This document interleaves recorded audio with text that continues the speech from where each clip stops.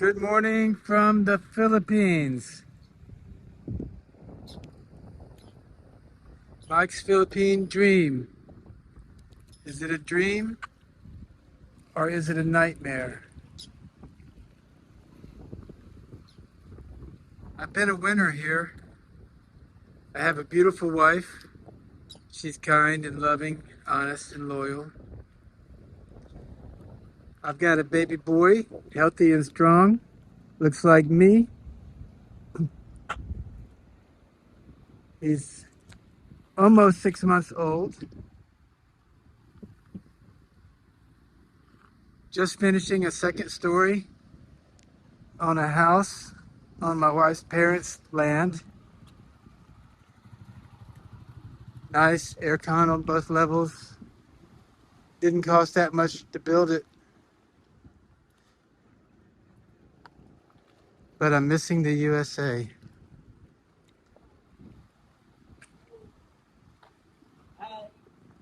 Good morning, good morning. It's okay, I'm vlogging. Okay.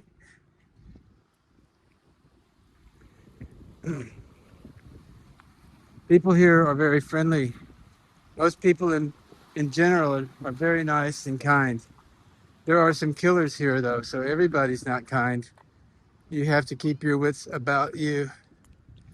You can't just trust everybody. Good morning. Morning, sir. I'm just vlogging.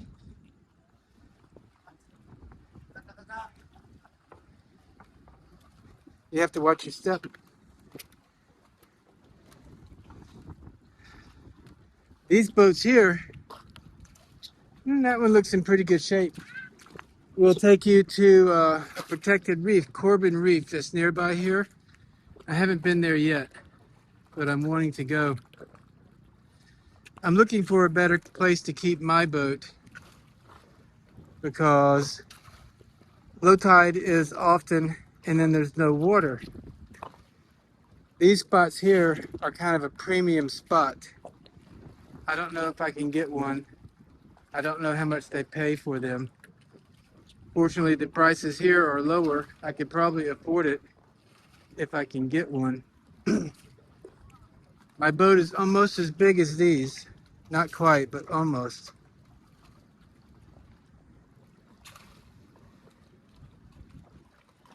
See if I can take a picture during this.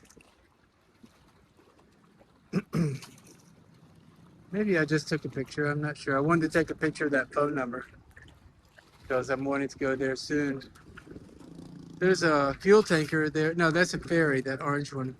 There was a fuel tanker there the other day. So this morning, the baby woke us up early and I decided to go to the gym, but I found some new places to go hiking here. So I decided I'd go walking and work on my strength since I have a lot of injuries.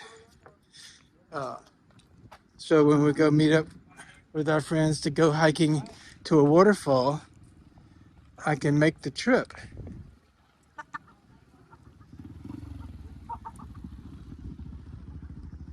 So, and I thought, oh, let me just go down to the pier. And that way I can get a little morning sun on my body and do some relaxing walking by the ocean. It's low tide now, these steps going down. Maybe at high tide, the water comes up to there. One thing I want to talk about this morning is if you're coming here to look for romance and a wife, you certainly can win. I'm 68. I'll be 69 in June. My wife just turned 24. And she's very beautiful, sweet, kind, and loving. But that's not everybody's story. Some people come here, they find a pretty girl or one not so pretty. But most of the time, they have gorgeous bodies here. They're in shape from walking to school, not eating too much in general, unless they live in the city. And you can date a 40-year-old here who has a body of a 20-year-old. But you can be deceived. Some guys have come here and get taken for everything they got. Some of them are just stupid. Some of them are blinded by the intimacy of a younger woman. And some people take their wife back to the USA. Then I've heard these stories a lot lately. It doesn't always happen, but it can happen. You get back to the USA, and then after they've got their green card, they don't even have to be a full citizen yet. They can divorce you, take half your stuff, or more than half, if you've had a kid with them, and leave you broke and lonely in the US after spending your savings and investments. This last guy I just talked to, he had to sell 2 investment homes to get out of his last divorce. Now he's back here, got another Filipina. I wish him better luck this time. Maybe he'll be smarter. Maybe I'm not so smart. I trust my wife entirely. I'm thinking about going back to the USA. Yesterday she said, "You have nothing there." I was like, well, I have a van, some carpet cleaning equipment, and knowledge how to run a business. We have $3,000 a month in Social Security since we added on my little boy, which is helpful. And yeah, going there, I'll have to do some kind of work. If my YouTube channel doesn't take off, I gotta start another little carpet cleaning company. Maybe even get a job. Who's gonna hire a 69-year-old? Not that many people. Rent prices are high. There in the USA, I was just looking the other day, and you can rent a room in somebody's house, maybe with a shared bathroom. $700, $800, $1,000 according to the area. Here, for that money, you can have a house with a pool, or maybe a beach house. You can get a condo, high-rise condo, for $600 a month. I had one. It's okay. Here's the oil tanker sitting here. They got a couple of they got a basketball court on it for the guys. There's some shade. Here's a barge. They load trucks up on that one. I'm not sure where this was going, but that's the way they get back and forth between islands here. You load your car, buses, trucks on there. Then you go to the next island, get off. There's places for passengers on most of them to relax. Some are air conditioned, some are not. I think I'm recording this in 4K 30 frames per second because the 60 frames per second really eat up memory space. I deleted a few videos this morning that weren't any good. In the Philippines, you're going to be a photographer. You need to practice before you come here, because if you got a girlfriend or wife, you're going to be her photographer, videographer. Everything's in pictures and video. And I'm not saying that's a bad thing, because you create a lot of memories and you can look back on them, enjoy times that would be lost in your gray matter memory. I'm going to keep walking down here and look at the area I looked at the other day. It was full of water and it was high tide. or close to it. And I thought this whole place would be full of water all the time, but I was wrong. Evidently it's low tide or close to it right now. And some of these boats are sitting in the mud. And that's just what I don't want. That's the way it is where my boat is now at Vitoport.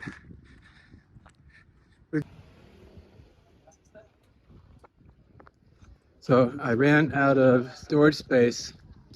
So I walked on a little ways and got a calamansi juice and some soup. Simple bok choy, 25 pesos only. Basketball court right by the ocean. How nice. If I was younger, I would be doing it. You see those boats there? They're subjected to the open ocean more.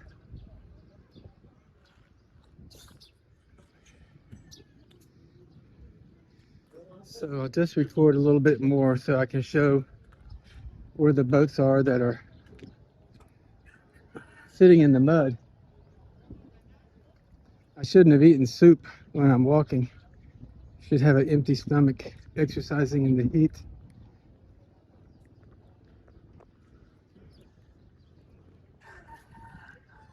There's good things about the Philippines. You can live here cheaply. But do you want to? That's the thing. It's dirty. Dust and dirt everywhere. You ride a motorcycle on the road, you're getting covered with dust from dirt getting kicked up from the sugarcane trucks tracking mud onto the road, and then it turning to dust, a fine dirt. Morning. Oh, just there. Good morning.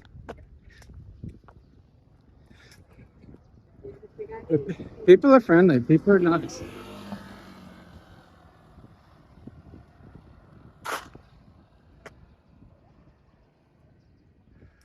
There's English spoken in the city areas. Sometimes it's very small. Out in the province, little or no English.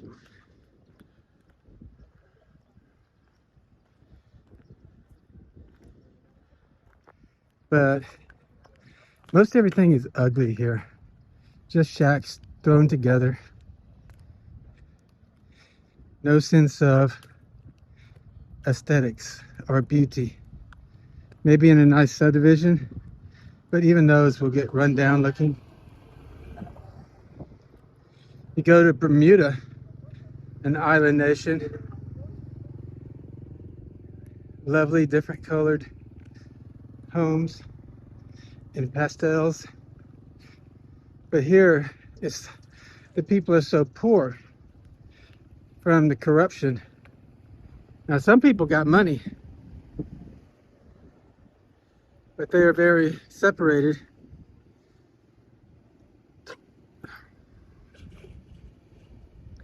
It's very hard to get ahead here. I'm hiding behind the shade of this column for a minute because I feel weak. Just after walking from the other end of the pier here, and I'm out of shape at the moment, and soup on the tummy feels like a lead weight in me, and it's just a little bowl of soup.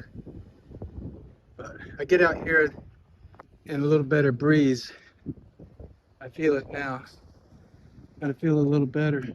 Like this was full of water the other day, and I thought, oh wow, great, always water, but it's not the case.